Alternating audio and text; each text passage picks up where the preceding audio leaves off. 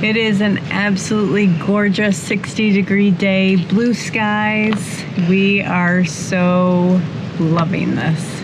Absolutely. I almost put on shorts today. Almost. Things have been very winterish here in Michigan. Our off-grid cabin up in the woods has been thoroughly snowed in. Inaccessible basically unless you have a snowmobile or something with tracks on it. So good news is the cabin is free. The snow has melted enough that we can now get to the cabin again. So cabin videos on this channel will return very soon. A couple weeks. We got our first trip planned, or at least in pencil on the calendar. The adventure van, there has not been a whole lot of movement on stuff actually, as far as like physical actual work, but we have been doing a lot of planning, purchasing, sketching. Yep. We kind of have a plan on how we want to work through this build. Some new stuff still in boxes. One of those things we're going to get working on today, and that is installing swivels under both of the front seats. Yes, really excited about that because it is a small van and we're not going to have like a lot of interior seating area. So just in case weather's like super bad, I mean, we intend to spend most of our time outside the van other than sleeping. Right. But in case we need to be in here, whether it's prepping, cooking, or anything like that, we can turn the seats around and have some seating areas in the van. Agree. And then there's two other things that I want to mention of issues that we're having with the van that are things that we still want to get worked out. And maybe you guys might have some advice for us. Yeah, hopefully. Package number one is a fan. Ventilation. We're going to mount it in the back above our bed. Once we get to the ceiling, we still have the headliner in. That's going to come out eventually. We'll put the fan in, and then we'll finish off the inside of the roof the way we want it. So this big one over here, this is 3M's Insulate that we're going to use to insulate the wall cavities and the ceiling. These other two boxes are the swivels for our seats. I went round and round and round about which swivels, it's about tongue twister-ish, which swivels to get for our seats, because there's a lot of companies that make them, and it seems like a lot of the most common ones raise your seat like 1 to 2 inches, which I really didn't want to do. It's pretty comfortable to drive right now, so elevating myself like that was not something I was interested in doing. So I did check the invoice. Shop4seats.com, the number 4. That's the company that I went with. This is the one for the passenger side, and it should be direct bolt, as in like the existing bolts on the bottom that mount to the floor should line up exactly with these holes, and then the bolts that go up through into the seat should line up exactly with these. So we get our wrench, try to get this, do the passenger one first.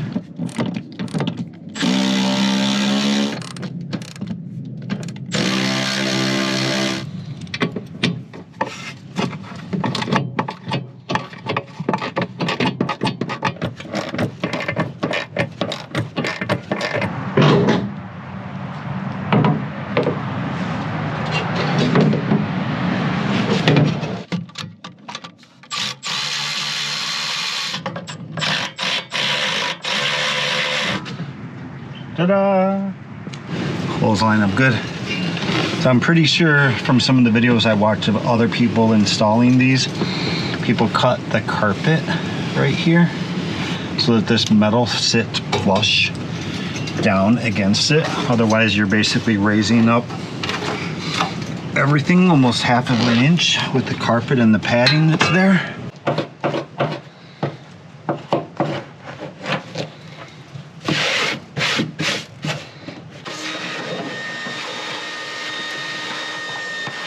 This is the sound deadening material that we've been using. You'll see it in some of the back areas of the van. And this is pretty just metal-y, and so we were going to cut some rubber to put right here to insulate the seat base from this metal, but I think if we just use like sheets of this. I think so.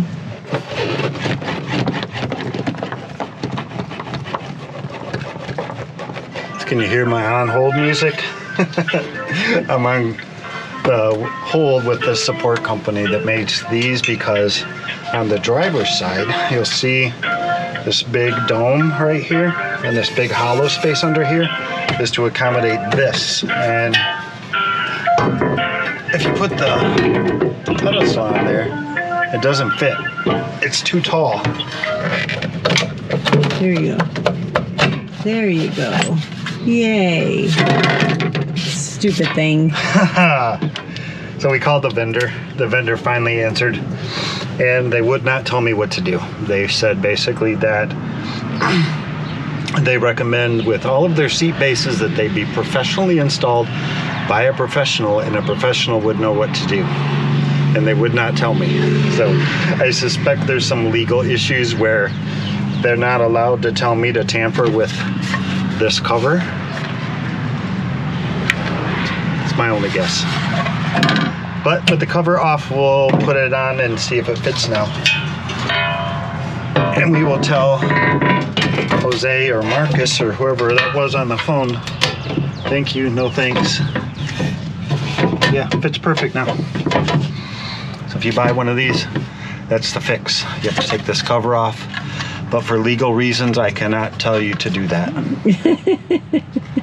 Aluminess is the company that makes our tire carrier for the rear end. Our problem, these bushings right here at the top. Hear how loose that thing is? It's annoying when you're driving, especially off-road. Because there's got to be some bushings or something in here that need to be replaced. So if you have an Aluminess tire carrier, how did you fix that? Or do you know somebody who can help me? Number two is the steering on the van. We put a lot of work into the steering system so far with tie rods, upper lower ball joints, shocks, alignment and wheel bearings, and it still steers funny. If you're cruising down the expressway and it's like the most pristine road you've ever driven on, so smooth, steering will feel fine. If there's any dips in the road or bumps, your steering drifts on you. And my suspicion is the steering box is messed up.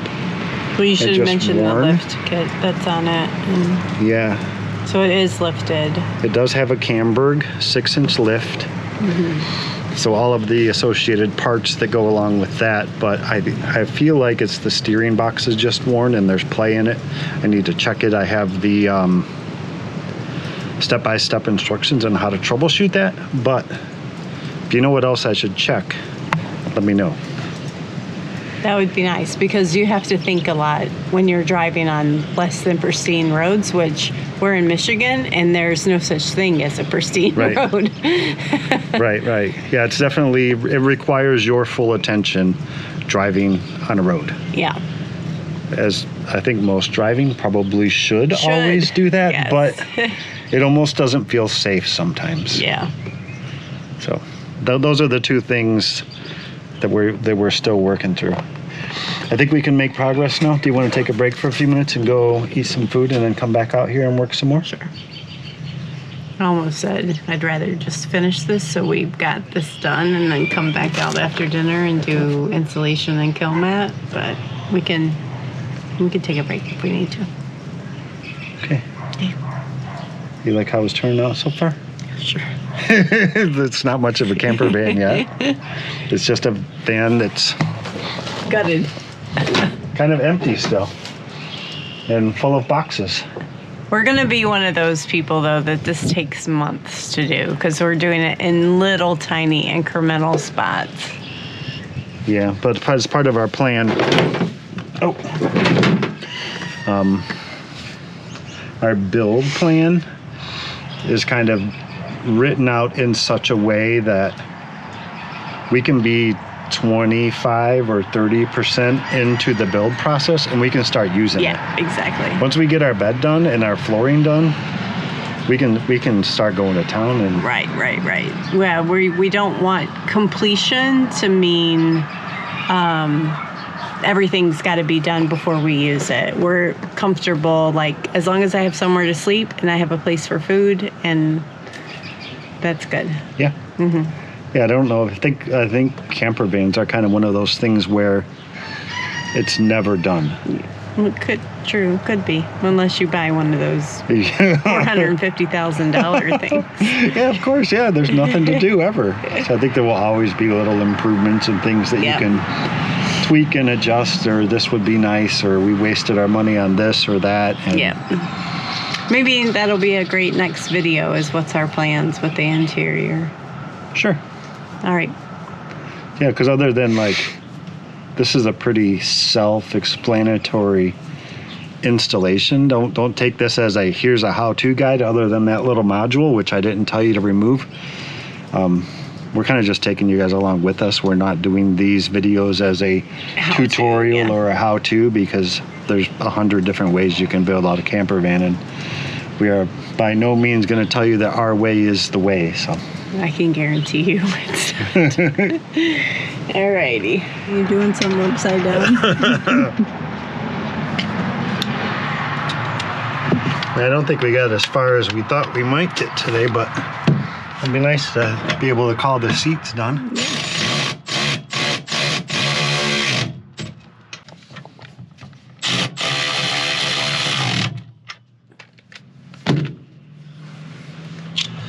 For a tiny little tool, it sure got some power to it.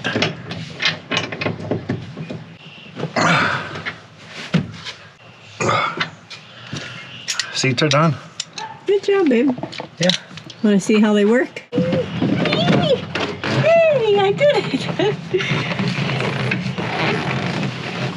Hey, okay. You try. Yeah, you're not all the way forward or something.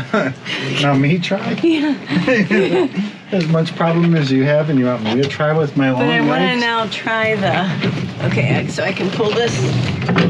I have more room to relax. Look at your long legs. Oh my gosh, this is hilarious. Back, remember, back. There you go. All right. Yeah, I told him, so just an inside scoop, on that side is going to be a little cabinetry. And I said, you're going to have to use this side with your long legs. And I can lean back for, this side can lean back further because the steering wheel's not there. Oh, yeah. Mm-hmm. That was hard. You didn't breathe the whole time you were trying. No, I didn't. I never do. I always hold, anytime I do anything strenuous or I gotta think a lot, I hold my breath like the whole time. None of it was really all that hard. Oh, the airbag system. Oh, yeah. Wherever that thing went. Yeah. From what I can tell, it's kind of just like a plastic cover that fits over the airbag control module. And we have a steel box on top of it now, so we feel perfectly safe. Yep.